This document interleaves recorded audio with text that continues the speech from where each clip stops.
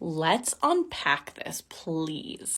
This is a very common misconception when it comes to therapy.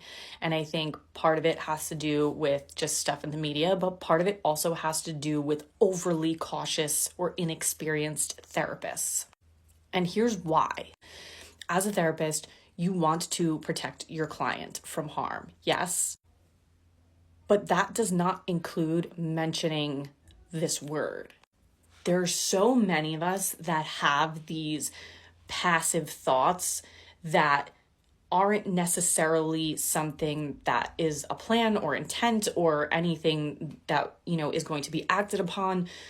But we need to normalize the fact that sometimes people have these thoughts without an intention, and that it's okay to talk about these things in a therapy session with your therapist without the fear of this becoming an ER visit.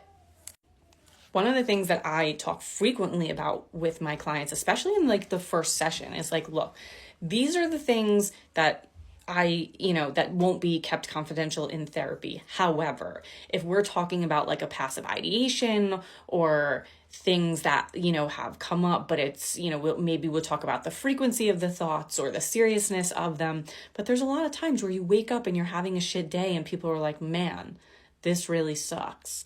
Life sucks today. But that doesn't mean that they're going to act on anything.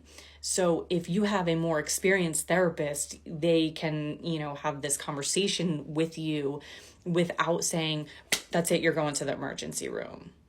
I think that happens often with therapists that are just overly cautious because they don't know any better.